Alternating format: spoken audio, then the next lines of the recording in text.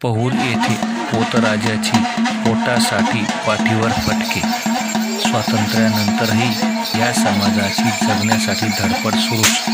कपाळाला हळद कुंकू, कमरेला घुंगराचा पट्टा, रंगीबेरंगी कपड्याचे तुकडे असा परिधान करून आपल्या पोटासाठी पाठीवर फटके मारून मरी आईच्या नावाने भिक्षा मागतात।